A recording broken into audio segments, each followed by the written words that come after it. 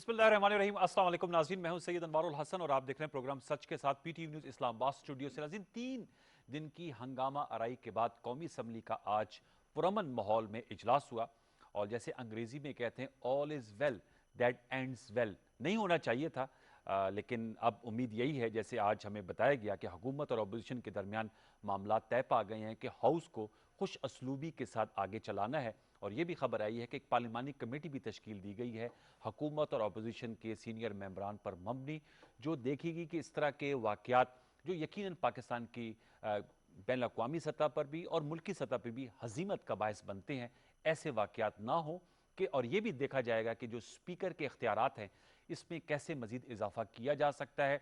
फिर ये भी अब खबर सामने आ रही है कि अपोजिशन की जानिब से डिप्टी स्पीकर कासिम सूरी साहब के खिलाफ जो तहरीक अदम एतमाद की दरख्वास्त दी गई थी वो वापस ले ली गई है। आपके इल्म है कि कल यानी बरोज़ जुम्मा इस पर वोटिंग होना थी और इस हवाले से ये भी बात सामने आई है जिसका जिक्र असद उमर साहब भी कर रहे थे आज ऐवान में, कि जो कानून साजी की गई हुकूमत की जानिब से इस पर अपोजिशन सरापे एहतजाज थी कि ये जल्दबाजी भी की गई है और उनके जो इनपुट इस पर नहीं शामिल की गई। तो उन्होंने कहा कि हम खुले दिल के साथ खुले जहन के साथ बैठेंगे और इस पर बातचीत करेंगे कि किस तरह इस ऐवान में जो कानून साजी पे अगर अपोजिशन को इतराज़ात हैं तो उन इतराज़ात को कैसे रफा दफा किया जा सकता है। साथ साथ जैसे मैंने कहा 3 रोज़ के बाद तो आज फाइनली कायदे इस खिलाफ शहबाज शरीफ साहब भी कामयाब हुए और उन्होंने अपनी तकरीर मुकम्मल कर ली, जो कि 4 दिनों पर एक तरह से मुहित थी और आज भी काफ़ी तवील तकरीर की, जिसमें उन्होंने हुकूमत की मौशी पॉलिसियों पर कड़ी तनकीद की और कहा कि 2013 से 2018 का जो इनका टेन्योर था उसमें मौशी तरक्की हुई और उन्होंने कहा हमने एक पुरअमन और हर भरा पाकिस्तान पीटीआई को दिया था। कुछ तजावीज़ भी दी अपोजिशन की जानिब से, वो भी मैं प्रोग्राम में आ जाकर डिस्कस करूंगा आगे चलकर। साथ में कहा कि मौजूदा हालात में अपोजिशन बजट को पास नहीं होने देगी, जिसका भरपूर जवाब आया वजीर मनसूबबंदी असद उमर साहब की जानिब से, जिन्होंने जो नुकात शहबाज शरीफ साहब ने उठाए थे उनका उन्होंने जवाब भी दिया। और उनका यह कहना था कि कोविड-19 के बावजूद पाकिस्तान की इकॉनमी ने ग्रो किया और उन्होंने इसका मवाजना किया भारत के साथ, जहां कोविड-19 की वजह से उनकी इकोनॉमी 7% नीचे आई और उनका हमारी इकोनॉमी 4% ऊपर गई। साथ में उनका यह भी कहना था कि अगर जो कोविड पाकिस्तान में जिस तरह एक्शन लिए गए, मईशत को स्मार्ट लॉकडाउन की वजह से खोले रखा और दिहाड़ीदार मजदूर तबके की ख्याल रखा गया, अगर भारत की तरह मुकम्मल लॉकडाउन कर दिया जाता तो इससे मईशत भी जैसे भारत में गिरी हमारी भी गिर जाती। और उन्होंने बताया कि सेहत के मैदान में भी कोविड-19 में भी ऐसे इकदाम उठाए गए, अगर पाकिस्तान में जैसे इकदाम भारत उठाता तो 2,35,000 अमवात कम होती भारत में। बार के इस हवाले से गुफ्तगू करेंगे। और आखिरी खबर यह है पहले हाफ में कि IMF और पाकिस्तान के दरमियान जो मुज़ाकरात हो रहे थे वो बेनतीजा खत्म हुए हैं। इस पर भी जानेंगे कि पाकिस्तान के लिए ऐसी सूरत में ऑप्शन क्या है। हमें जिन मेहमानों ने ज्वाइन किया है उनका तारुफ मैं आपसे करा देता हूँ। सेनेटर ओन अब्बास बप्पी साहब, पीटीआई के मरकजी रहनुमा, डायनामिक यंग लीडर, हमें उन्होंने ज्वाइन किया, आपका बहुत शुक्रिया स्टूडियोज में। और हमारे साथ स्काइप पर वीडियो लिंक पर मौजूद हैं मजहर अब्बास साहब, सीनियर सहाफ़ी हैं, एनालिस्ट हैं और ज़बरदस्त किस्म के इनका आर्टिकल्स भी होते हैं जो मैं ज़रूर पढ़ता हूँ। मजहर अब्बास साहब, आपको भी वेलकम करते हैं। मैं आपकी इजाज़त से मजहर अब्बास साहब से गुफ्तगू का आगाज़ कर दूंगा। मजहर भाई बताइएगा, ये तो एक तूफान बदतमीज़ी बरपा था कौमी असम्बली में। अच्छा, आज हमने देखा है एक तब्दीली आई और पुरअमन माहौल में शहबाज शरीफ साहब की तकरीर भी सुनी गई, फिर असद उमर साहब ने भी तकरीर की। मैं 3-4 दिन जाता रहा वहां पर, तो शुरू 3 दिन में तो यही कंस्पिरेसी थ्योरी चल रही थी। हुकूमती बेंचों से पूछते थे, वो कहते थे नून लीग में ग्रुप बंदी है इसलिए वो शहबाज शरीफ साहब को तकरीर ही मुकम्मल करने दे रहे, जबकि नून लीग वालों से पूछे तो कहते थे ये पीटीआई की क्यादत प्राइम मिनिस्टर इमरान खान साहब की जानिब से कहा गया कि टिट फॉर टैट रिस्पॉन्स दिया जाए, क्योंकि जैसे उनको नहीं तकरीर करने देते या शौकत तरीन साहब को भी। तो मेरे ख्याल वो कंस्पिरेसीज तो आज दम तोड़ गई, आज तो तकरीर हुई। क्या ओवरऑल कमेंट करेंगे, हमें क्या लर्न करना चाहिए जो पिछले 3 दिन के एपिसोड हुए कौमी असम्बली में? शुक्रिया अनवर। देखिए, सबसे पहले तो हम एक रिएक्शनरी कौम है। हम रिएक्ट करते हैं, हम एक्ट नहीं करते। एक वाकया हो जाता है, उसके बाद हमें ख्याल आता है कि ये गलत हो गया। हालांकि हम प्रियम्प्ट कर रहे होते हैं कि इस तरह के वाकयात हो सकते हैं, लेकिन फिर भी हम इंतज़ार करते हैं कि जब कोई वाकया हो जाएगा उसके बाद हम रद्द-ए-अमल। ये सिर्फ इसी कॉन्टेक्स्ट में मैं बात नहीं कर रहा। यानी कोई ट्रैफिक एक्सीडेंट होगा, रेलवे का एक्सीडेंट हुआ तो ख्याल आया कि इस पटरी को दोबारा बनाना है। कोई रोड एक्सीडेंट होता है तो उसके बाद ख्याल आता है कि हाँ नहीं, इधर तो ओवरहेड ब्रिज बनना है। तो हम बुनियादी तौर पे एक रिएक्शनरी कौम है। अब ये जब आपको एक कशीदगी होती है, एक टेंशन चल रही थी बजट सेशन से पहले, तो आपको अंदाज़ा होना चाहिए था कि बजट सेशन में जो है वो कशीदगी हो सकती है। तो एक माहौल बनाया जाता है, क्रिएट किया जाता है ताकि कोई बदमज़गी ना हो। बिल्कुल गलत हुआ जब शौकत तरीन साहब की तकरीर के दौरान जो बदतमीजी हुई, जो नारेबाजी हुई, इसलिए कि हमने प्रोटेस्ट का, पार्लियामेंट के अंदर प्रोटेस्ट का एक तरीका ही ये बना लिया है कि दूसरे को तकरीर ना करने दो, जुमले कसो। तो वो पार्लियामेंट का जो डेकोरम है, इसमें देखिए आज वो कमेटी वमेटी बनाई, बेसिकली कमेटी की ज़रूरत ही नहीं है। अगर आप पार्लियामेंट के कोड पढ़ लें और आपको अंदाजा हो जाएगा, और आई एम श्योर कि मेजॉरिटी ऑफ द पार्लियामेंटेरियंस ने वो नहीं पढ़े होंगे जी। कि उसमें क्या लिखा है कि पार्लियामेंट का इजलास सेशन कैसे चलता है, पार्लियामेंट चलती कैसे है, किस तरीके से क्या बिहेवियर होता है, स्पीकर की पावर्स क्या होती हैं। लेकिन एक शोर शराबा हुआ, हंगामा हुआ, बदनामी हुई, बदजबानी हुई और बदगुमानियों ने जन्म लिया। जो डॉक्यूमेंट्स, मैं तो अपोजिशन की जो किया वो तो अपनी जगह है, लेकिन हुकूमती अराकीन वुज़रा बजट की डॉक्यूमेंट्स फेंक रहे थे। मैं हैरान था। अपोजिशन फेंक रही है तो अपोजिशन को कंडेम करना चाहिए, लेकिन उनका उनका रिएक्शन समझ में आता है। गवर्नमेंट का तो अपना बजट डॉक्यूमेंट है, उस डॉक्यूमेंट को फेंक रहे हैं यहाँ पे एक दूसरे के ऊपर। तो लाफिंग स्टॉक स्टॉक बना। अच्छा होता आज लीडर ऑफ द हाउस भी असेंबली में होते, अच्छा होता जब एक अच्छा माहौल बना था तो आज इमरान खान साहब आते और लीडर ऑफ द अपोजिशन की तकरीर सुनते, और फिर इमरान खान तकरीर करते और लीडर ऑफ द अपोजिशन उनकी तकरीर सुनते।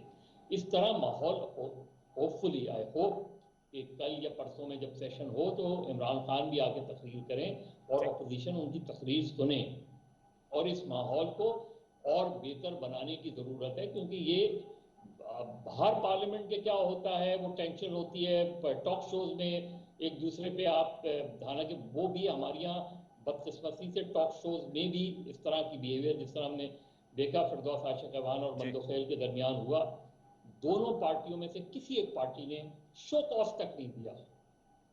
क्या फिरदौस आशिक अवान साहिबा को शो कॉज नहीं देना चाहिए था पीटीआई को? क्या पीपल्स पार्टी को मंदोखेल से एक्सप्लेनेशन नहीं कॉल करनी चाहिए थी? करनी चाहिए थी। हम जब ये नहीं करते हैं तो हम इनकरेज करते हैं, हम दूसरे मेंबर्स को इनकरेज करते हैं कि आप इस तरह का बिहेवियर अडॉप्ट मीडिया करें। को भी, दूसरा नजर साहब मैं फिर जाऊंगा बपी साहब का, मीडिया को भी इन्हीं अफराद को बार बार टॉक शोज में बुलाना चाहिए, मीडिया को भी मैं तो थोड़ा कह रहा हूँ, नजरअंदाज नहीं करना चाहिए। मैंने तो ये बात कही थी, मैंने तो ये बात ट्वीट भी की थी कि media has to play a role in it. Media को जब इस तरह की चीजें हों तो मीडिया को ऐसे ऐसे अरकान को कम से कम कुछ अरसे के लिए नहीं बुलाना चाहिए अपने उसको, और कम्युनिकेट करना चाहिए टू द पार्टी। लेकिन आप मुझे बताएं, चले स्पीकर ने 7 लोगों के खिलाफ कार्रवाई की, दोनों जमातों और तीनों जमातों में से किसी एक जमात ने भी अपने उन अरकान से जिन्होंने गालम गलोच की, एक्सप्लेनेशन कॉल की, उनसे नोटिस दिया उनको? ये इंपॉर्टेंट सवाल पार्टीज है। ने मैं ये ऑन से भी ये पूछ सकता हूँ, ऑन से भी पूछ सकता हूँ, मेरे साथ ही रहेगा। ऑन अब्बास साहब, आप क्या कहेंगे? आप भी मेरे ख्याल में first time you have come to the senate. ये भी बात आती है कि जी यंग ब्लड है, रैश हो जाते हैं, तैश में आ जाती हैं और फिर ये काम होता है और फिर फ्री फॉर ऑल हो जाता है। क्या लेसन हमें इससे लर्न करना चाहिए और पार्टीज को भी इसमें क्या किरदार अदा करना चाहिए? जो मजहर अब्बास साहब ने कहा कि खुद भी नोटिस लेना चाहिए कि अपने अरकीन से क्या आप बहस करें, तगड़ा केस प्रेजेंट करें, जैसे आज हुआ। शहबाज शरीफ साहब ने बात की, असद उमर साहब ने बड़ी तगड़ा जवाब दिया, और इससे मेरे ख्याल में इन्फॉर्म डिबेट से हम भी मुस्तफीद होंगे। क्या कहेंगे आप? बिस्मिल्लाह। मैं अभी कुछ देर पहले ना एक टॉक शो करके आया जिसमें मेरे साथ अली बलोच साहब थे। अच्छा। तो मैंने उसमें लाइव उनसे पूछा, मैं कि सर आप समझते हैं कि अगर आपने गलती की है तो you should apologise for it? तो उन्होंने कहा कि जो मेरे अल्फाज थे मैं उसको गाली नहीं समझता। I think there is a need कि हमें डिफाइन करना पड़ेगा कि गधा किसी को कहना, ये गधा राजा या कुत्ता या बिल्ला वाले जो लफ्ज़ हैं ये गाली की मद में आते हैं, नहीं आते। नंबर वन, मैं ये बात नहीं कर रहा कि मैं अपने आप को जस्टिफाई कर रहा हूँ, नॉट एट ऑल। मैं गुफ्तगू से कहीं भी अपने आप को जस्टिफाई नहीं कर रहा कि हमारे जो साथियों ने गुफ्तगू की है, ये जो गाली दी है वो जस्टिफाइबल है। It is not justifiable. लेकिन मेरा पॉइंट ये है कि आई थिंक हमें वो जो माइंड सेट है, वो जो एक मॉब मेंटेलिटी का माइंड सेट है, उससे उस ओवरऑल कौम को भी निकलना पड़ेगा। शायद ये जो परसों कुछ हो रहा था, अब लीडरशिप की कहीं डायरेक्शन नहीं होती, ठीक है। एक दिन पहले जब तरीन साहब तकरीर कर रहे थे, उस दिन आके ऑपोजिशन लीडर्स ने आके प्राइम मिनिस्टर के बारे में जो नाजेबा अल्फाज इस्तेमाल किए, दैट वाज वो ट्रिगर किया उस वहीं से। अब देखिए, अब वो बलोच साहब समझ रहे हैं कि मैं जो ये डंकी राजा का बाल बार लफ्ज़ इस्तेमाल कर रहा हूँ, ये कोई फ़र्क नहीं पड़ता। अब वेरी फ्रेंकली, एक शख्स जिसने पॉलिटिकली हमें तैयार किया हो, हमारी मेंटरिंग की हो, वो हमारी वालिद का दर्जा रखता है। सो जितने जज्बात मेरे, अगर कोई मेरे वालिद को गाली देता है उठेंगे, उतने जज्बात मेरे प्राइम मिनिस्टर इमरान खान के लिए भी उठते हैं। अब उस पावरफुल मोमेंट में मैं रिएक्शन कैसे करता हूं, ये मेरा एक जाती फेल हो सकता है। कोई उठेगा उसी गाली के जवाब में उतनी गाली देगा, कोई उठेगा किताब मारेगा, कोई गाली ऊपर देता जाएगा, बट स्टिल ये जस्टिफाइबल नहीं है, क्योंकि parliament is the mother of all institutions. सारे इंस्टीट्यूशंस उसको एक निगाह की तरफ से गाइडेंस के तौर पे, एक बीकन लाइट के तौर पे देखते हैं। तो अगर वहां पे इस तरह का माहौल होगा, यकीनन वो कंडेमेबल है। लेकिन शुक्र अल्हम्दुलिल्लाह कि आज वो तकरीर हो गई जो कि 3 दिन से कौम हैजान की कैफियत में थी, जो कि अपोजिशन लीडर ने करनी थी, और वो बजट को पढ़ के करनी थी, और उन्होंने बताने थे कि बजट में क्या चीज़ है। लेकिन उससे ज़्यादा जो शर्मिंदगी है कि 90% अपोजिशन ने अभी तक शायद वो बजट की पूरी जो हमारा डॉक्यूमेंट है किसी ने पढ़ा ही नहीं है। वो तो एक दूसरे को मारे ही है वो किताबें, मैंने पढ़ी 3 तो है टॉक नहीं ना। शोज किए हैं, और मैंने किसी ने मुझे कहा जी आपने टैक्सेशन बढ़ा दी है। मैंने कहा जी हमने डायरेक्ट आज भी शहबाज साहब कहते हैं कि खबर है 383 अरब रुपए के टैक्सेस लग मैंने रहे हैं। उन्हें कहा सर कि जी इनडायरेक्ट टैक्सेशन सिर्फ सेल्स टैक्स के ऊपर बढ़ा है। सेल्स टैक्स क्या है कि हमारे पॉइंट ऑफ सेल्स टर्मिनल्स जो दुकानों पे लगे हैं वो सिर्फ 10,000 लगे हुए हैं, वो हम उसको 2.5 लाख या 3 तक लेके जाएंगे, ताकि वो जो पैसा है जिसमें लोग रजिस्टर्ड नहीं होते वो पैसे अदा करेंगे। दूसरा हमने कहा कि डायरेक्ट टैक्सेशन में 30 लाख लोग रजिस्टर्ड है, हम कोशिश करेंगे इस दफा 10 लाख और रजिस्टर्ड करें, ताकि उनसे टैक्सेशन। इसमें तो कोई नहीं है कि जो आपकी ब्लैक इकॉनमी है आप उसको सिस्टम में ला रहे हैं, इसमें किसको क्या एतराज है। लेकिन किसी ने वो पढ़ा ही नहीं, और वो कहते हैं शोर बचाए शोर, कि अपोजिशन सियासत के उस चक्कर के ऊपर इतना एक प्रेशराइज किया कि इसे एक स्पीच लाजमी करनी है। आप पॉजिटिव रिकमेंडेशन लाएं, आप हमें गाइडलाइंस दें। दी हैं, वो भी मैं उनके सामने रखता हूं। जो मैं एक इसमें मजहर भाई से एक और भी कमेंट लूं। मजहर भाई, स्पीकर साहब का जो रोल है, आपने बहुत से स्पीकर्स देखे होंगे, जाहिर बात है, और आज वो मीडिया से गुफ्तगू करते हैं, उनका जी मेरे पास जो इख्तियारात है, मैं किसी भी शख्स को गालिबन 24 घंटे तक के लिए वो ऐवान से बेदखल कर सकते हैं या दाखिला बंद कर सकते हैं। आप समझते हैं स्पीकर के रोल में थोड़ी ज्यादा इजाफे की जरूरत है, ज्यादा इख्तियारात तफवीज करने चाहिए स्पीकर को? देखिए, दो चीजें अनवार, एक तो ये कि स्पीकर की सबको रिस्पेक्ट करनी चाहिए, और स्पीकर का रोल जो होता है वो अक्रॉस द बोर्ड होता है जी। अब कल मुझे जो थोड़ा सा लगा कि असद कैसर साहब ने जब 7 अरकान को सस्पेंड किया या उनकी एंट्री बैन की, उससे पहले उन्होंने जाके प्राइम मिनिस्टर से मुलाकात की। मेरा ख्याल है वो अनकॉल्ड फॉर था। अच्छा, मुझे बताएं कि स्पीकर क्यों गए प्राइम मिनिस्टर के पास? एक हाउस के कस्टोडियन वो हैं, हाउस के कस्टोडियन प्राइम मिनिस्टर नहीं हैं। उन्हें एक्शन लेना चाहिए था। उसके बाद अगर लीडर ऑफ द हाउस के तौर पे प्राइम मिनिस्टर, देखिए, as a leader of the house and leader of the opposition both have to conduct themselves. और स्पीकर का जो रोल होता है, स्पीकर उस वक्त सबसे ज्यादा पावरफुल आदमी होता है जब पार्लियामेंट के अंदर होता है स्पीकर। तो मेरा अपना ये ख्याल है कि स्पीकर का जो रोल था, स्पीकर का जो वो था, और उन्होंने कम अरकान के खिलाफ कार्रवाई की। इससे ज्यादा जो वीडियो में आप मुझे बताएं कि जिन 7 अरकान के खिलाफ कार्रवाई की, वो कार्रवाई की बेसिस क्या थी, वो पता नहीं है हमें कि उन्होंने किस बुनियाद पे की, और जिन अरकान को छोड़ दिया अल्फाज इस्तेमाल किए थे, जिनके खिलाफ इन कार्रवाई नहीं की, वो क्यों नहीं की?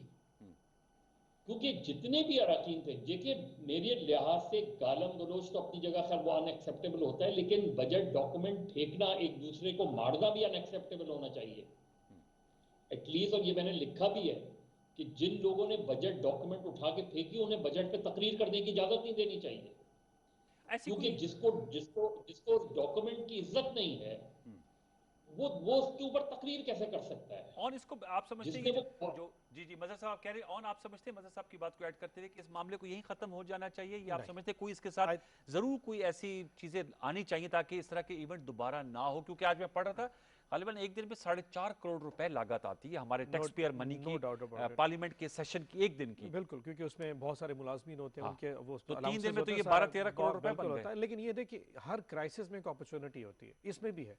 आई थिंक ये अपॉर्चुनिटी है तमाम पॉलिटिकल पार्टीज के लिए कि वो एथिकल SOPs बनाएं कि अपनी कुर्सी के ऊपर एहतजाज किस लेवल का हो सकता है, डेस्क थंपिंग अलाउड है, आवाज़ कसना अलाउड है, सीटियाँ लाना। I think this is opportunity for whole the parliament कि फ्यूचर के लिए लाइन, वरना 1990 की सियासत से ले लें और आज इस बात को 31 साल हो चुके, बल्कि 33 साल हो गए जिया साहब के बाद, जब बेनज़ीर भुट्टो साहब पहली दफ़ा आई थी, तो ये देखिए 33-34 साल के अरसे इस पार्लियामेंट ने ऐसे लातादाद वाक़यात देखे हैं, ख़वातीन के कपड़ों के हवाले से, बेनज़ीर भुट्टो साहिबा के हवाले से खुद देखें, ऐसे वाक़यात देखें, लेकिन कभी भी कोई SOP नहीं बना। I think it's high time. दूसरा, जैसे मज़हर साहब कह रहे थे कि जी स्पीकर साहब ने 7 लोगों को किया, उनको सीनियर्स को भी करना चाहिए। आई थिंक स्पीकर के पास सिंबॉलिक पावर होती है, उसके पास जो सार्जेंट एट आर्म्स होता है, उसके पास कोई आर्म्स नहीं होते। उसको वैसे सार्जेंट एट आर्म्स कहते कहा हैं। जाता मैं है। उनको देख रहा था, बेचारे किताबें खा रहे थे। वो हाथ नहीं लगा सकते, किसी पार्लियामेंट के मेंबर को बेचारे हाथ नहीं लगा सकते। सिवाय एक दफा हुआ था कि एक JOA के एक कारकुन थे, लीडर थे MNA, तो उनको उठा के वो बाहर ले गए थे, वो भी बड़ी तमीज और इज्जत के साथ उठा, क्योंकि उन्होंने गालियां उस वक्त देनी शुरू कर दी थी। अदरवाइज वो बेचारे हाथ नहीं लगा सकते। तो ये सिंबॉलिक होता है। अगर हम सीनियर लीडरशिप पे जाते तो फिर दोनों पार्टी के पॉलिटिकल पार्टीज, फिर एहसन इकबाल साहब पे भी हो सकता था, फिर शायद खाकान अब्बासी ने जब कल वो कर रहे थे, या जूते वाली बात उन पे। सो एक सिंबॉलिक होता है कि 3 PTI के आप लोग समझते हैं वक्त ये अपॉर्चून है कि एक हाई टाइम है फॉर एवरीबॉडी, फॉर हर ताकि हम जमात एक फंक्शनल डेमोक्रेसी और जी, फंक्शनल लेके- पार्लियामेंट की तरफ बढ़ें। देखिए, अब प्राइम मिनिस्टर साहब जिस दिन पहले दिन स्पीच करने आए थे, उस दिन तो हमने कुछ नहीं किया था। हम ताज़ा ताज़ा इलेक्शन जीत के आए, लीडर ऑफ द हाउस आके स्पीच कर रहा है। पहले दिन आके किताबें हमें मारी गई थी, सीटियां बजाई गई, दस थंपिंग की, बल्कि सीटियां बाकायदा लाए गए और ऐसी ऐसी गंदी गुफ्तगू की थी। यानी कि पहले दिन से हमें बावर कराया गया कि तुम लोग जो पहली दफ़ा गवर्नमेंट में आए हो, this is how it works, this is how it will go. तो हमें उन्होंने आके जो सबक पढ़ाया वो वाला था। फिर भी 3 साल हमने सब्र से गुजारे, लेकिन I think there is an end to everything, there is a limit to everything, it has to stop somewhere. It has to stop somewhere. Mazhar साहब, बजट के हवाले से सर आपका क्या इंप्रेशन है? ये है तो इकोनॉमिक डॉक्यूमेंट, लेकिन इसकी पॉलिटिकल कॉन्टेक्स्ट बड़ा अहम होता है। आज असद उमर साहब भी कह रहे थे कि जो PTI का मंशूर है उसके मुताबिक हम आगे बढ़ रहे हैं, और उन्होंने तकाबुल भी किया और उन्होंने बताया कि वर्ल्ड इकोनॉमिक फोरम ने, वर्ल्ड WHO ने, इसके अलावा बिल गेट्स ने, लैरी समर्स ने, जो डोनाल्ड ट्रंप के गालिबन मिनिस्टर सेक्रेटरी रह चुके हैं फाइनेंस के, सब मोतरफ हैं पाकिस्तान की कारकर्दगी के। मैं आपसे जानना चाहूँगा, शहबाज शरीफ साहब कह रहे थे कि इससे तो पुराना पाकिस्तान बेहतर था। आपकी क्या इंप्रेशन है इस बजट के हवाले से? आप समझते हैं थर्ड बजट है, अच्छा बजट है, और इसमें लोगों के लिए विन विन सिचुएशन है या कोई ग्रे एरियाज भी हैं? देखिए अनवर, एक तो अभी जब ऑन ये बात कह रहे थे ना, जब इमरान खान ने पहली तकरीर की उस वक्त अपोजिशन ने क्या रोल प्ले किया जी, उसका थोड़ा सा बैकग्राउंड, उसका बैकग्राउंड 2013 से 2016 तक का भी है। उसमें उसमें उस वक्त की अपोजिशन का क्या रोल था, उस वक्त की अपोजिशन का कंडक्ट क्या था। तो हम एक सीरीज ऑफ अगर इवेंट्स अगर आप देखें तो उसमें हमें नजर आता है कि हमारी अंदर टॉलरेंस नहीं है जी, हमारे यहाँ एक दूसरे की बात को बर्दाश्त करने का। जब टॉक शोज के अंदर, टीवी टॉक शोज के अंदर थप्पड़ मार दिए जाते हैं, जहां 3 लोग बैठे होते हैं, मुश्किल से 4 लोग होते हैं, तो वहां आप सोचें कि आप में बर्दाश्त नहीं है। और बर्दाश्त किसके अंदर नहीं होती है? जिसकी दलील कमजोर होती है, जो आर्गूमेंट से दूसरे को शिकस्त नहीं दे सकता, वो हमेशा शोर करता है, शोर शराबा करता है। तो ये पॉलिटिकल लीडरशिप पे है। देखिए, मैं कोई इकोनॉमिस्ट नहीं हूँ, मैं कोई बजट एक्सपर्ट नहीं हूँ। जिस चीज़ का मुझे पता है वो ये है कि इस मुल्क की जो लेबर क्लास है ना, जी, जिसकी आप बड़ी सबसे ज़्यादा फिक्र करते हैं, जरा लेबर लॉस तो उठाएं और मुझे बता दें, कोई भी लेबर मिनिस्टर बता दें, सिर्फ इस गवर्नमेंट के नहीं, पिछले गवर्नमेंट के भी, इस वक्त लेबर कंडीशंस क्या हैं। आपकी पूरी लेबर इंडस्ट्री, पूरी इंडस्ट्री के अंदर जिनको हम बड़ी मराद देते हैं, जिन कारोबारी तबकात को हम सर पे चढ़ाते हैं, जरा उनकी फैक्ट्रीज में जाके लेबर की हालत तो देखें आप। क्या करेंगे आप 20,000 मराद के? 20,000 से उसका क्या बनेगा? ना उसको मेडिकल मिलती है, ना उसको ग्रेजुटी मिलती है, ना उसको प्रोविडेंट फंड मिलता है, ना उसे पेंशन मिलती है।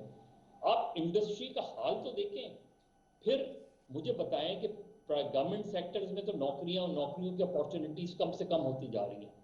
प्राइवेट सेक्टर का बताएं, पिछले एक साल में कितनों को नौकरियां दी हैं उन्होंने। मैं नौकरियों को हटाने की आपको तादाद मिल जाएगी। फिर कितनों की सैलरीज में इजाफा हुआ है। इकोनॉमिक इंडिकेटर्स क्या होते हैं एक सैलरी क्लास के लिए, कि मेरी तनख्वाह में कितना इजाफा होता है। ठीक। प्राइवेट सेक्टर इस मुल्क में सबसे ज्यादा एक्सप्लॉइटर्स हैं, सबसे ज्यादा एक्सप्लॉइट करते हैं। मराद सारी ले लेंगे, जी। लेकिन उसको ट्रांसलेट नहीं करते।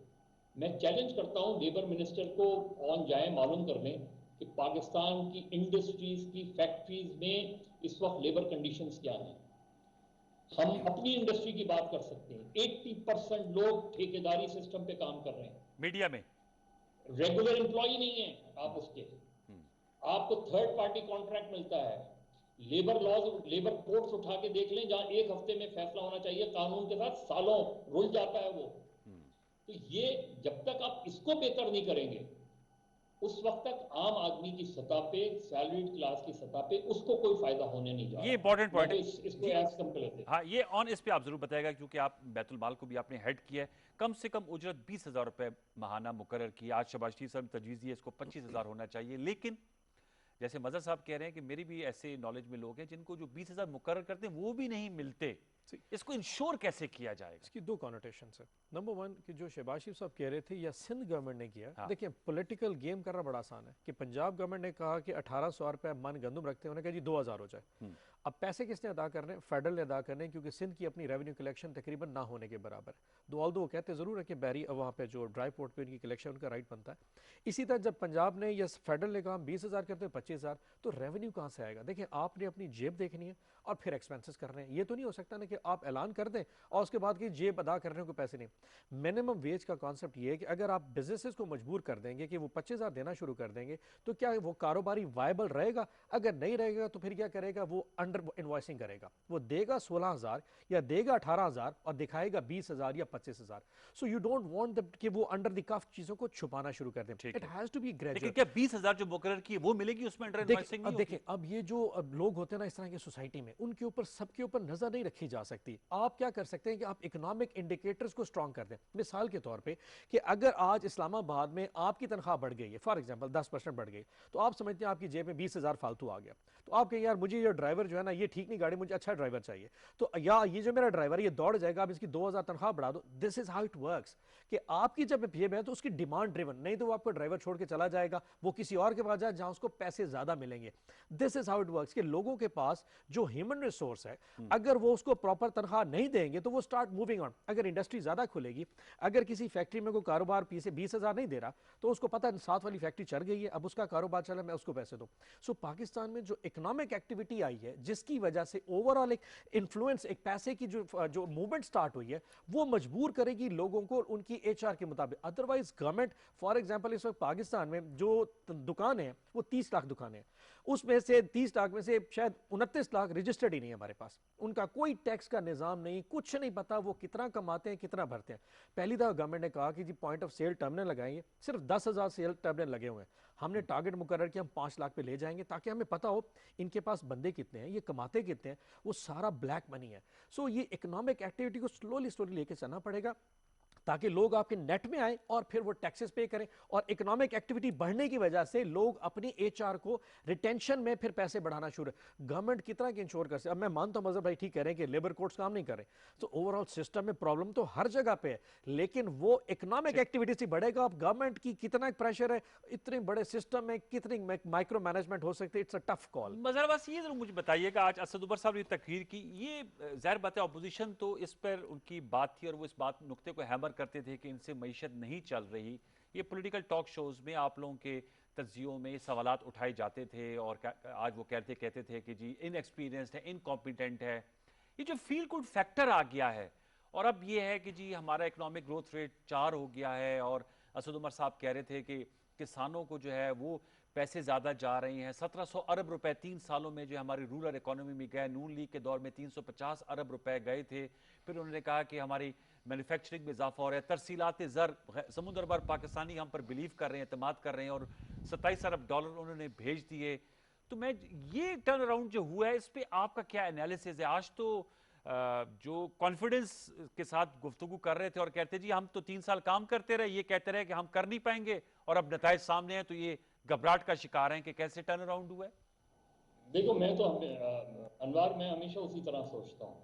मुझे बता दें 2023 में पाकिस्तान में गवर्नमेंट जो है अपने एम्प्लॉयज़ को परमानेंट कर देगी, या वो उसी तरह कॉन्ट्रैक्चुअल एम्प्लॉयमेंट की तलवार उनके ऊपर लटकती रहेगी? ये मुझे बता दें कि गवर्नमेंट एम्प्लॉयज़ जितने भी हैं जी क्या उनको वक्त पर तनख्वाह मिलती है? नहीं मिलती। ये जो अभी आप बात कर रहे थे ना, ये जो 2-2, 3-3 महीने में तनख्वाहें मिलती हैं, कट कट के मिलती हैं तनख्वाहें। मैं वही बात कह रहा हूँ कि हमारे यहाँ कभी भी जितने लेबर मिनिस्टर्स रहे हैं, जितने हमारे लेबर सेक्रेटरीज हैं, ये फैक्ट्री लेबर इंस्पेक्टर्स जितने हैं, ये तो फैक्ट्रीज का दौरा ही नहीं करते। ये जो बल्दिया फैक्ट्री फायर हुआ था, जी उसके बाद ये तय हुआ था कि तमाम फैक्ट्रीज जो है वो अपनी बेसमेंट जो है उसको उसमें एग्जिट बनाएंगी। जाके देख लें, अभी अभी जाके देख लें आप। मैं तो लेबर्स के दरमियान रहता हूँ, ठीक मुझे अंदाजा है उनकी कंडीशंस का। गवर्नमेंट मराज जब देती है तो उनसे पूछे तो प्राइवेट सेक्टर से ठीक कि आपकी लेबर कंडीशंस क्या हैं। वो तो ये तो चले गवर्नमेंट की प्रॉब्लम्स हैं, गवर्नमेंट के बर्डन्स हैं, समझ में आता है। हालांकि मेरे लिहाज से उसकी भी जस्टिफिकेशन नहीं थी, लेकिन चलें आप अपनी, ये पाकिस्तान स्टील हो गई, रेलवे हो गई, पीआईए हो गई, इसकी प्रॉब्लम्स हैं अपनी जगह, वो अपनी जगह। प्राइवेट सेक्टर को तो आपने 3 साल में इन्वेस्टमेंट बहुत बहुत इंसेंटिव्स दिए हैं ना। मगर में वो पूछे नुक्ता 3 आ साल गया, में कितनी वो आपकी बात से मैं एग्री हूं, उस पे नौकरियां देखना दी हैं। चाहिए। मैं ये जानना चाह रही हूँ, ये सियासी तौर पर ये नुक्ता जो है वो अपोजिशन इसको कैसे टैकल करेगी कि अब तो गवर्नमेंट फ्रंट फुट पे हो, कह दीजिए अब तो हम इकोनॉमी को जो है वो 5% पे ले इसी जाएंगे। तरह करेंगे ना। देखिए इसी तरीके से करेंगे। जो अपोजिशन टैकल करेगी, जो अपोजिशन किस चीज को हिट करेगी?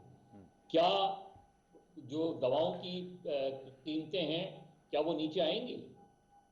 क्या वो शक्कर की कीमतें नीचे आएंगी? क्या रोजमर्रा की अशिया की चीजें नीचे आएंगी? अगर आएंगी तो जाहिर है गवर्नमेंट को फायदा होगा। ठीक अगर नहीं आएंगी तो फिर आपके फैक्ट्स फिगर्स बेसलेस होंगे। ये फिर आपके फैक्ट्स फिगर एक आम आदमी के लिए अहमियत नहीं रखेंगे। वो कह उसके रही ये लिए फिर अहमियत क्या है कि उसके घर का चूल्हा जो है, घर का चूल्हा चले। उसका उसका स्टैंडर्ड ऊपर हो, उसके घर का चूल्हा जलता रहे। ये अगर अगर रोटी रोटी जिसको जो 3 रोटियां खाता था चंद साल पहले, और अब 1 रोटी या 1.5 रोटी खाता है, अगर वो वापस से 3 रोटियां खाना शुरू कर देगा तो आपका जितनी भी मईशत है वो बेहतर नजर आएगी उसकी नजर में, उसके नुक्ता नजर से। From a common perspective. मैं बजट की बात छोड़ देता हूँ। 0.47 हमारी पिछले साल की क्लोजिंग, इस साल को छोड़ देता हूँ। मैं सिर्फ एक ज़रात की बात कर लेता हूँ, मज़हर भाई की बात को थोड़ा आगे चलाने के लिए। एक छोटा सा अगर काश्तकार है, उसने पिछले साल जो गंदम की फसल आई थी, उसने कमाया उस वक्त 30 से 35 मन उसकी गंदम आई, और उसका रेट उस वक्त था 1400 रुपये। ठीक है, उसकी आप इनकम के हिसाब लगा लें। इस साल उसकी आई, और ये बारिशों की वजह से कह रहा है, मेरा इसमें कोई ताल्लुक, अल्लाह की तरफ से प्राइम मिनिस्टर इमरान खान कैसे कोई ताल्लुक। इस दफ़ा जो एवरेज आई वो आई है 45 मन, और एवरेज उसको रेट मिला है 1800 रुपये यहाँ और 2000 वहाँ पे। तो उसकी सिंध में, तो उसकी किटी में पैसे आ गए। इसी तरह जब जो गन्ना लगा रहा था उसकी एवरेज आई है 100 मन। अब 100 मन और पैसे पिछले साल 180 रुपये मन, इस साल 300 रुपये मन आ गया। इसी तरह बाजरे का रेट, मकई का रेट, मकई इस 100 मन के हिसाब से एवरेज लगा ले, 1300 रुपये का रेट हिस्ट्री में आज तक नहीं आया इस वक्त, 1300 रुपये आ रहा है। अब 1,30,000 वो जिम्मेदार जेब में लेकर बैठा। उससे क्या हुआ, उसने ट्रैक्टर खरीदा, उसने मोटरसाइकिल खरीदा, एक पैसे क्या वहाँ फ्री फ्लोटिंग स्टार्ट हो गई है। सो परचेजिंग पावर, एक 65% इकॉनमी जो आपका रूरल एरिया है उसमें पैसा आया है। आज यकीन जानिए, मैं अपने मुल्तान की बात करके बता दूं, मेरी ज़मीन मुस्ताजरी पे जा रही थी 65,000 रुपये एकड़ के हिसाब से। पहली दफ़ा मुझे किसी ने आके 90,000 रुपये एकड़ ऑफर कर दिया। क्यों? उसमें पैसा है, उनको नजर आ रहा है कि मैं गन्ना लगाऊंगा, या मैं यहाँ गंदम लगाऊंगा, या चावल लगाऊंगा, तो उसकी इस फसल से मैं रिकवरी करूंगा। सो पैसा सिस्टम में, और हमारे एक आम अंदाजे के मुताबिक सिर्फ एग्रीकल्चर में 1100 अरब रुपया आया है जो कि फ्लोट हो रहा है इस वक्त सोसाइटी के अंदर। सो लोगों की परचेजिंग पावर, अब अगर उसमें दो चीजें और हैं, तो क्या गंदम वाले को जब पैसा फालतू मिलता है तो क्या आटा लेने वाले को आटा सस्ता मिलेगा? ये दो डिफरेंट चीजें हैं। लेकिन ये भी बड़ा अहम इशू है। सी यू नीड टू अंडरस्टैंड, जब आप अगर गन्ने की अच्छी फसल हुई तो चीनी सस्ती so होनी you have to चाहिए। understand, जब 2000 रुपए का मन गंदम बिकेगी तो ऑटोमेटिकली आटा 2200 रुपए का आएगा। उसकी कॉस्ट है, उस पे पिल्फरेजेस हैं, उसके लॉसेस हैं, उसमें सफाई होनी है, तो 2200 का आटा बिकना ही बिकना है। अब कोई के इससे सस्ता क्यों नहीं, गवर्नमेंट तो रोटी कितने की तो गवर्नमेंट सब्सिडाइज करने के लिए जाए, अब सब्सिडी के लिए फिर पैसा चाहिए। ये पहला साल है कि हम उस प्रेशर से निकले। पिछले साल हमारी क्लोजिंग थी 0.47% माइनस में इकॉनमी गई। इस साल हम 3.94 प्लस में क्लोज कर रहे हैं, अगले साल 5%। So over macro economic activity जैसे बढ़ेगी, सिस्टम के अंदर पैसा आएगा, लोगों की परचेसिंग पावर मजबूत होगी, लोग खुद ब खुद सर्वाइव करना। This is how it works. और गवर्नमेंट के पांव के ऊपर अगर वो कह रहे हैं जैसे कि कॉन्ट्रैक्चुअल, अब फिर वो कॉन्ट्रैक्चुअल, हमारे पास सिर्फ डेली वेजेस के स्टाफ बताऊं पाकिस्तान में 65 लाख लोग हैं जो डेली वेजेस पे शायद हों। आई एम नॉट, मेरे रफ एंड मैंने फिगर सुनी है, कोई 65 कहता है, कोई 40 कहता है। सो उनके अब उनको कंफर्म करने के लिए कितना फंड्स चाहिए, जो पिछली गवर्नमेंट हायर कर के 17,000 बंदे रखते रहो, तो जब होगा कॉन्ट्रैक्ट पे देखा जाएगा, वो कंफर्म करने की बहुत लंबी ट्रांसफॉर्मेशन चाहिए। It can't be done overnight. Mazhar Abbas साहब, बजट पास आसानी से हो जाएगा? शबाशी साहब कहते हैं कि ऑपोजिशन सीसा पिलाई हुई दीवार की तरह खड़ी हो जाएगी। वैसे जो डिप्टी स्पीकर के खिलाफ तहरीक अदम एतमाद है, तो वो तो उन्होंने वापस ले ली। अब स्पीकर के खिलाफ पता नहीं करते या नहीं करते। आप समझते हैं पॉलिटिकली ये स्मूथ सेलिंग हो जी, बजट पास हो जाएगा असेंबली से? मेरा अपना ख्याल है कि बजट तो नहीं रुकेगा, बजट हो जाएगा। वो तकारीर के हवाले से अपनी जगह बातें अपनी जगह होती हैं, लेकिन बजट का ना पास होना तो बहुत बड़ा क्राइसिस होता है ना। बजट पास ना होने का मतलब ये तो फिर तो गवर्नमेंट कोलैप्स है ना, अगर बजट पास नहीं होता। तो मुझे वो इंडिकेटर्स तो नहीं लग रहे कि बजट नहीं पास होगा। मुझे ऐसी कोई इशारे नहीं नजर आते कि ऐसी सिचुएशन आके खड़ी हो जाएगी कि बजट पास ना हो। बजट तो पास, मनी बिल भी पास होता हुआ मुझे नजर आता है। कोई ऐसी मुझे नहीं लगता कि इसमें कोई प्रॉब्लम होगी। इसमें प्रॉब्लम होगी। बाकी देखिए, मैं तो आज की बात ही नहीं कर रहा, मैं तो 2023 की बात कर रहा हूँ। मुझे ये गवर्नमेंट बता दे कि 2023 में पाकिस्तान कैसा होगा। आज कुछ असद उमर साहब ने मंजर कशी तो की है, आपने सुनी होगी तस्वीर। असद उमर साहब ने मंजर कशी, बहुत अच्छी मंजर कशी की है। मैं मंजर कशी पे तो जाता ही नहीं हूँ, मैं ड्रामा निगारी पे तो जाता ही नहीं हूँ। अगर 2023 में 2022 के एंड तक इन्होंने एक बेहतर पाकिस्तान बनाया, people will vote for them. और अगर उन्होंने नहीं बनाया, उन्होंने अपने वादे उस तरीके से पूरे नहीं किए, लेकिन इलेक्शंस की डायनामिक्स खैर अलग होती है, लेकिन अगर उन्होंने अपने वो वादे पूरे नहीं किए, अगर लोगों की जिंदगियों में बेहतरी नहीं आई, तो जाहिर है they will lose the election. हाँ, ये ऑन सब टुवर्ड्स द एंड वो सही कह रहे हैं कि लिटमस टेस्ट तो यही होगा 2023 में। आखिरी 30 सेकंड है मेरे पास। मैं सिर्फ ये कह सकता हूं कि और आईएमएफ के साथ मुज़ाकरात भी मैं पहले थोड़ी फिगर्स अपनी ठीक करूं। मैंने गलती से 65 लाख कह दी, मुझे एग्जैक्ट फिगर का अंदाजा नहीं। इट माइट बी 100,000 कुछ ऊपर होंगे, लेकिन फिगर मुझे एग्जैक्ट डेली वेजेस लेबर का पाकिस्तान का अंदाजा नहीं, so might get it right. लेकिन एक चीज और कह दूं, 23 का सबसे बड़े स्टेक्स हमारे हैं। अगर हम प्रूव नहीं कर सकते और फील गुड फैक्टर नहीं लेके आते और अवाम में तब्दीली नहीं आती, तो उसका सबसे बड़ा नुकसान हम है, क्योंकि हमारा सबसे बड़ा क्लेम इस वक्त हमारा है कि 23 में हम दोबारा वापस आ रहे हैं और आएंगे यकीनन इस बेस के ऊपर कि अगर आम आदमी उस समझेगा कि हम प्रूव कर सकते हैं, हम वर्दी हैं, हमने उनको डिलीवर किया है, और अगर डिलीवर ना किया और वो हमारे अगेंस्ट आते तो हमें नुकसान होगा। सो इंशाल्लाह वक्त बताएगा। बहुत बहुत शुक्रिया सेटर ऑनर साहब आपका, मज़हर अब्बास साहब आपका। We had a good animated discussion. अब एक छोटा सा वक्फा लेंगे, वक्फे बाद आएंगे तो कोविड-19 वैक्सीनेशन की दस्तयाबी के हवाले से हम खसूसी गुफ्तगू कर रहे होंगे, क्योंकि पाकिस्तान में हमारा ये नारा है कि आप अपने आप को वैक्सीन कराएं और अपने आप को इस बीमारी से बचाएं। मुख्तलिफ शहरों से रिपोर्ट्स आ रही हैं कि जो कोरोना वायरस से बचाव की वैक्सीन है, इसकी दस्तयाबी में मुश्किलात पैदा हो रही हैं। हम डॉक्टर फैसल सुल्तान साहब से खसूसी गुफ्तगू करेंगे। एक छोटा सा वक्त, दोबारा लौट के आते हैं, हमारे साथ रहिए।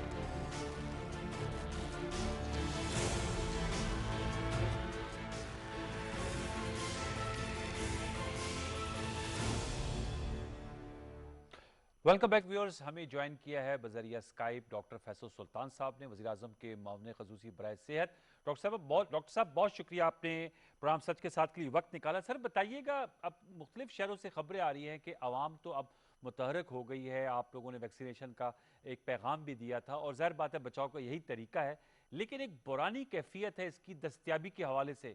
अपडेट देंगे इस वक्त क्या सिचुएशन, और ये जो अदम दस्तयाबी है, ये इशू कब तक रिजॉल्व हो जाएगा कोरोना वैक्सीन के हवाले से? बहुत शुक्रिया जी। एक तो ये बहुत जल्द रिजॉल्व हो जाएगा। मैं सूरत हाल आपको बता देता हूँ कि इवन गुज़िश्ता रोज़ बावजूद इस सूरत हाल के जिसको आप डिस्क्राइब कर रहे हैं, इसके बावजूद 4 लाख से ज़्यादा 4,19,000 के करीब डोजेज लगी हैं, और ये हमारा जो मैक्सिमम डेली नंबर है ये उसके करीब करीब था। यानी ये डेली रिकॉर्ड जो हमारा था ये तकरीबन उसके करीब था। बावजूद इन रिपोर्ट्स के जो एक्चुअल तादाद है, जो फैक्ट ऑन द ग्राउंड है, वो ये है कि उसके बावजूद 4 लाख से ज़्यादा एक दिन में डोज लगी है। अच्छा, अब हुआ क्या है, इस वक्त भी कल शाम तक के जो अदादुशुमार थे उसमें भी तकरीबन 1.5 या 1.6 मिलियन यानी तकरीबन 15-16 लाख के करीब डोजेस सिस्टम में मौजूद हैं।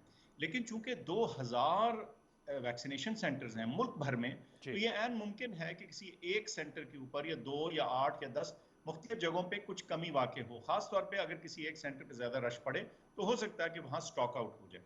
इस सूरत हाल से निपटने के लिए और इसको प्रिवेंट करने के लिए बड़ी ज़रूरत है कि हर वक्त हमारे सिस्टम के अंदर कई मिलियन डोजेस जो हैं वो मौजूद रहें, और उसको मुमकिन बनाने के लिए और यकीनी बनाने के लिए हम फर्दर डोजेस मंगा रहे हैं। सिर्फ हुआ ये कि एक आध कंसाइनमेंट जो है वो थोड़ी सी 2 दिन की उसमें ताख़ीर हुई है, जिस वजह से ये वक्ती बहरान है सिर्फ 3 दिन का। और इंशाल्लाह 20 तारीख के बाद आपको इसमें खातिर का बेहतरी नज़र आएगी, और फर्दर डाउन उसके भी 2 और 4 और 5 दिन और हफ्ते बाद आपको कम्प्लीटली ये स्मूथ होता नज़र आएगा प्रोसेस। इसमें जो NDMA है, जो हमारी प्रोक्योरमेंट ऑर्गेनाइजेशन है वैक्सीन के लिए, और मिनिस्ट्री ऑफ हेल्थ है जो उनकी पार्टनर है इसमें, हम इसमें लगातार काम कर रहे हैं। और मैं आपको बता सकता हूँ कि बहुत मेहनत और जिम्मेदारी से काम हो रहा है। सिर्फ बात यह है कि वैक्सीन इस वक्त ऐसी एक कमोडिटी, ऐसी चीज़ है जिसमें प्रोडक्शन के इश्यूज हैं मुख्तलिफ कंपनीज की अपने प्लांट्स के ऊपर, और उनकी अपने ऊपर जो प्रेशर्स हैं मुख्तलिफ ममालिक से जो प्रेशर उनको आ रहा है, इसमें थोड़ी बहुत ऊंच नीच हो सकती है। लेकिन मैं समझता हूँ कि ये इस हफ्ते के बाद इंशाल्लाह आपको इसमें बेहतरी नजर आएगी। डॉक्टर साहब, ये सप्लाई चेन को मेंटेन करना विफाक की जिम्मेदारी है या सूबों की जिम्मेदारी है, ये भी मैं समझना चाह रहा हूँ, क्योंकि कराची में, हैदराबाद में ये रिपोर्ट्स आई थी, लाहौर के भी मेन वैक्सीनेशन सेंटर के हवाले से। तो ये हमारे नाज़रीन को बताइएगा, ये सप्लाई चेन मेंटेन करना आपकी जिम्मेदारी है या सूबों की जिम्मेदारी है? देखिए, इसको ना यूं कहिए कि ये सारी जो एफर्ट है ना, ये हमारी कौमी जिम्मेदारी है, मजमूई जिम्मेदारी है, जॉइंट है। मैं बिल्कुल ये नहीं कहूँगा कि जी इसका कसूर है उसका, बिल्कुल ऐसी बात नहीं, बल्कि मैं आपको ये बात कहूँ कि हमारे जो सूबाई हेल्थ सिस्टम्स हैं उसमें वज़ीरों से लेके फर्दर डाउन आखिरी जगह तक लोगों ने बेइंतहा मेहनत की है पिछले 1-2 दिन इस मौजूदा सूरत हाल में लोड को बैलेंस करने की, वैक्सीन को जहां एक जगह मौजूद थी दूसरी जगह मुहैया करने की। तो ये मैं बिल्कुल नहीं कहूँगा कि जी किसकी जिम्मेदारी है, सबकी कलेक्टिव जिम्मेदारी है। हाँ, जो प्रोक्योरमेंट है वो वफाकी हुकूमत कर रही है, और हम कोशिश कर रहे हैं कि इतनी ज़्यादा एक्सेस में मौजूद हो कि ये कमी बेशी जो है ये एक इंडिविजुअल सेंटर जी के ऊपर करेंगे इंशाल्लाह। ये भी मुझे बताएगा डॉक्टर साहब कि आप लोगों ने टारगेट रखा है कि 7 करोड़ लोगों को वैक्सीनेट किया जाएगा दिसंबर 2021 तक। आज बजट स्पीच कर रहे थे शहबाज शरीफ साहब, वो ये कह रहे थे कि हमारी जो वैक्सीनेशन लगवाने की स्पीड है, शरह है, वो इस खित्ते में सबसे कम है। आपकी मौजूदगी का फ़ायदा उठा के मैं जानना चाह रहा हूँ कि पाकिस्तान कहाँ स्टैंड करता है वैक्सीनेशन ड्राइव, इसकी रफ्तार और इसकी वसअत के हवाले से। देखिए जी, पहली तो बात यह है ये क्लेम इस तरह से दुरुस्त नहीं है। अगर आप इसको गौर से देखें, एक तो मैंने अभी आपको बताया कि बावजूद एक लफ्ज़ में हम एक सांस में आपने बहरान का लफ्ज़ इस्तेमाल किया, उसके बावजूद दिन में 4 लाख डोजेज लगी। तो अगर ये 10 दिन इसको 10 से ज़रब दे दें तो ये हो गई 4 मिलियन, जिसका मतलब है महीने में तकरीबन 12 मिलियन डोजेज लग सकती हैं। तो इसका मतलब है कि किसी सूरत भी ये खित्ते में जिसे कहते हैं कम नहीं है, और अगर आप अपनी पॉपुलेशन और उसका भी हिसाब रखें तो इंशाल्लाह इस रेट पे आप साल के आखिर तक अपने हदफ तक पहुंच जाएंगे। अब रहा सवाल जिसे कहते हैं जो टोटल आपकी वैक्सीनेशन डिप्लॉयमेंट या कंपैरिजन है। देखिए, दुनिया के जो पहले 30 ममालिक हैं, अगर डोजेज के एतबार से देखी जाए तो बहरहाल हम उनके अंदर हैं, बल्कि वह 27 या 28वें या 27वें नंबर के ऊपर हैं। अब ऐसी सूरत हाल में ये हर मुल्क दौड़ लगा रहा है, जोर लगा रहा है, वैक्सीन फराहम करने की कोशिश कर रहा है। उसके बावजूद हम इस सूरत हाल में हैं कि हम अपनी एक पॉपुलेशन का अच्छा हिस्सा वैक्सीनेट करने में कामयाब हो गए हैं। करोड़ों में है वो तादाद, और अब हम उसको मल्टीपल करोड़, जैसे आपने बताया 7 करोड़ तक लेके जाएंगे। ये ऐसे ही कहने की बात है इस वक्त। इसको जब आप actual analysis after the fact देखेंगे तो आपको वाज़ेह हो जाएगा कि इंशाल्लाह Pakistan will be seen as a success story, not anything else. ये मुझे बताएगा डॉक्टर साहब कि पाक वैक आपने उसका इजरा करते हुए जब वो तैयार हो गई थी, उस पर एक तकरीब भी हुई थी, पाकिस्तान ने फॉर्मुलेशन कर ली है पाक वैक कोरोना वैक्सीन की मैं बात कर रहा हूँ, और ये बताया गया था कि ये मई के एंड में प्रोड्यूस हो अवेलेबल होगी और लोगों को फिर ये इसकी ज़्यादा प्रोडक्शन तेज़ी से होगी और लोगों को अवेलेबल होगी। तो ये मैं जानना चाह रहा हूँ कि अभी तक तो साइनोफार्म, साइनोवैक, कैंसैनो लग रही हैं लोगों को और एस्ट्राजेनेका भी लगी थी, फाइजर भी आई है। पाकवैक कब से लगना शुरू होगी पाकिस्तानियों को? आज इत्तेफाक की बात है, ये तीसरा मीडिया एंगेजमेंट है जिसमें सवाल पूछा गया। पाकवैक लग रही है जी, कैंसाइनो के नाम से, बिकॉज उसका ओरिजिनल नाम तो कैंसाइनो है। अच्छा। उसकी जो पहली खेप थी वो ऑलरेडी डिप्लॉय हो रही है, लोगों को इंजेक्ट हो रही है वो, और उसकी सेकंड जो है कंसाइनमेंट वो आने को है। और इंशाल्लाह हमारा जो टारगेट था कि ये हर महीने 30 लाख यानी 3 मिलियन डोजेज मंथ होंगी, वो बिल्कुल अगले जुलाई ऑनवर्ड्स वो होगा ऐसे। तो बिल्कुल लग रही है। उसका हमारा नाम यहाँ पाकवैक है, लेकिन ओरिजिनली प्रोडक्ट तो वो कैंसाइनो है, तो वो कैंसाइनो की गिनती में आ रही है इस वक्त। अच्छा अच्छा, चलिए ये तो क्लैरिफिकेशन हो गई। वी थॉट कि वो पाकवैक के हवाले से आ रही है कि असद उमर साहब ने भी आज स्पीच की फ्लोर ऑफ द हाउस पर। उन्होंने बताया कि 120 अरब रुपए अब तक कोविड वैक्सीन के कोविड 19 से तदारुक के हवाले से खर्च किए गए हैं, जिसमें पर्सनल प्रोडक्शन इक्विपमेंट भी था, फिर 46 अरब रुपए की वैक्सीनेशन खरीदी गई है। मैं आपसे जानना चाहूँगा, चूँकि अब अहदाफ भी मुकर्रर और बजट सेशन भी शुक्र असम्बली में अब उस पर डिस्कशन भी शुरू हुई है, खती रकम रखी गई है आइंदा माली साल के लिए, क्योंकि आपके पास जुलाई से दिसंबर आपने एक टारगेट फिल करना है, तो उसके लिए आपने खती रकम रखी है कोरोना वैक्सीनेशन की खरीदारी के हवाले से? बिल्कुल जी, $1.2 बिलियन, $1 बिलियन से ज्यादा रकम। $100 बिलियन बहुत रकम होती है, और ये इसीलिए रखी गई है कि हमारा टारगेट ही है कि हमने इंशाल्लाह वैक्सीनेशन को इस लेवल तक पहुंचा देना है कि बीमारी का फैलाव रुक जाए। और देखें, ये जो रकम है, ये पैसा है, ये रिकूप हो जाएगा जब हमारी इकोनॉमिक एक्टिविटी चलती रहती है, उसमें रुकावट नहीं आती।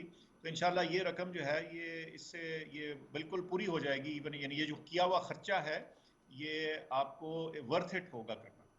अच्छा, मैं डॉक्टर साहब भी जानना चाहूँगा, फाइजर की अवेलेबिलिटी हुई है। पहले कहा गया था जो हज पे लोग जाएंगे उनको लगेगी, या जो स्टूडेंट्स बाहर पढ़ने जाते हैं अब वो गालिबन कम इम्यूनिटी वाले लोगों को लगेगी।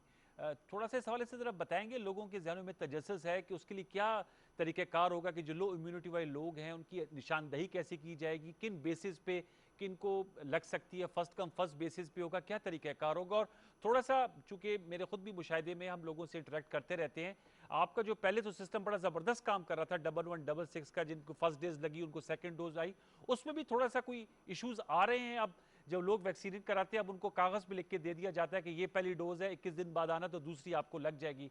पहले जब हमें लगी हम तो 111166 पे मैसेज करते थे, 21 दिन बाद दोबारा मैसेज आता था कि आपको अब लग जाएगी वैक्सीन, आप आ जाएं। अच्छा, थोड़ा सिस्टम कॉम्प्लिकेटेड है और हो गया है, क्योंकि देखिए हम उन ममालिक में हैं जो 6 मुख्तलिफ किस्म की वैक्सीन लगवा रहे हैं। कोई 1 डोज की है, कुछ बाकी 2 डोजेस की हैं, उनका वक्फा फ़र्क है। तो ये कंप्यूटर के ज़रिए और एक ऑटोमेटेड सिस्टम के ज़रिए ही मैनेज हो रहा है। और इसकी जो इंटरवल्स हैं हम उसको भी उसके अंदर थोड़ी सी लचक और फ्लेक्सिबिलिटी डाल रहे हैं, क्योंकि ये कोई एग्जैक्ट नहीं होता। ये कोई सहीफ़ा खुदा तो नहीं है ना कि आपने 21वें दिन ही लगानी है। एक साइंसी एतबार से एक रेंज होती है जिसको आपने मीट करना होता है।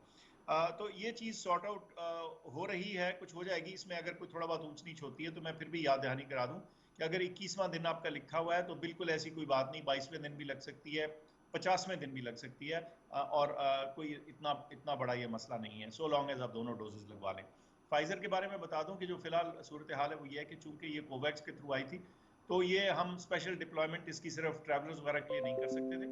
अमूमी तौर पे जो इसकी डिप्लॉयमेंट है इस वक्त वो बड़ी सिंपल है। वो ये है कि जो इम्यूनो कॉम्प्रोमाइज्ड हैं, जिनकी क़ुव्वत मुदाफ़ियत में कोई कमी है, उसकी डेफिनेशन हमने वजारत सेहत के ज़रिए अपनी वेबसाइट पर डाली हुई है, जिसमें लिखा हुआ है कि ये कंडीशंस हों, आप अपने डॉक्टर का कागज़ लेके आएँ। तो चंद मखसूस सेंटर्स में ये लग रही है, क्योंकि इसकी टोटल डोजेज 1 लाख थी, जिसका मतलब है 50,000 लोगों को लग सकती है। तो ये कोई बहुत गैर महदूद मिकदार में नहीं आई। लेकिन इसकी प्रोक्योरमेंट के बारे में आइंदा आने वाले दिनों में आप कुछ न्यूज़ देखेंगे। अच्छा, ये मुझे जरूर बताएगा, आपने कहा कि अगर 21 दिन के पे नहीं आप लगवाते, 22वें दिन पे या 30वें दिन पे लगा लें, असर तो जायल नहीं हो जाएगा? एक तासुर ये भी है कि पहली वैक्सीन का असर जायल हो जाता है, ये बूस्टर होता है। बूस्टर है, लेकिन बूस्टर को लगाने का एक पूरा टाइम विंडो है।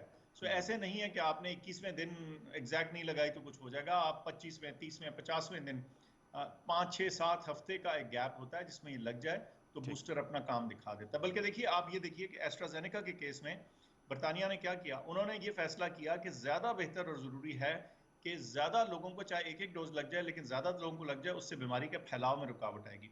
तो मैं समझता हूँ कि ये साइंसी एतबार से बिल्कुल दुरुस्त है बात। लास्ट में सर, जो अभी तो आप लोग कह रहे हैं और परसुएट कर रहे हैं, प्यार मोहब्बत में जो लोग लगा लें वैक्सीन, बाज लोग बिल्कुल जिद्दी होते हैं, नहीं लगाते, कोई ऐसी आप मेजर्स सोच रहे हैं? एक तो इंसेंटिव, वो 3 जहती आपकी पॉलिसी अगर इख्तिसार से बता पाए, उसमें कोई ये है कि अगर लोग ना लगाएं और इरादी तौर पे ना लगाए तो उनको पाबंद किया जाए कि वो जरूर वैक्सीन लगाएं? ज़ाहिर बात है मुलाजमीन की तो ज़ाहिर बात है ये हो सकता है कि सैलरी नहीं मिलेगी या आपकी अटेंडेंस नहीं होगी। प्राइवेट लोगों के लिए क्या कोई ऐसी पॉलिसी है कि उन्हें कायल किया मैं जाए? समझता हूँ जी कि देखिए, मैं समझता हूँ कि वैक्सीन या जो पब्लिक हेल्थ मेजर्स होते हैं ना, जी जी। उसमें सबसे ज़्यादा अहम उसमें तालीम, एजुकेशन, अवेयरनेस, उनके शुबहात ख़त्म करना, उनको इनक्रेज करना, ये सबसे ज़्यादा अहम चीज़ें होती हैं। ठीक। ये जो कोर्सिव, ये सख्त मेजर्स होते हैं ना, ये आखिर में आते हैं। हत्तुल वसा हमारी कोशिश होगी कि हम अवामुन्नास को इस चीज़ की अहमियत बावर करवा के लगवाएं वैक्सीन, कुछ इंसेंटिव्स भी दिए जाएं, और आखिर में ये जो स्ट्रिक्ट किस्म की जो चीज़ें हैं, ये इस्तेमाल कहीं कहीं बड़ा आटे में नमक के तौर पे की जा सकती हैं। ठीक है, बहुत बहुत शुक्रिया डॉक्टर फैसल सुल्तान साहब, वज़ीर आज़म के मामले खसूसी बहसीत हमसे गुफ्तगू करते। व्यूअर्स, अहम इशू इसलिए हमने डॉक्टर फैसल साहब को जहमत दी और जो आप लोगों के अज़हान में सवालात थे और जो मीडिया में थे उनके जवाब लिए। ये आज का शो था। अगले हफ्ते तक के लिए सैयद अनवारुल हसन और सच के साथ की प्रोडक्शन टीम को इजाज़त दीजिए। अपना बहुत सा ख्याल रखिए। अल्लाह ने के बाद।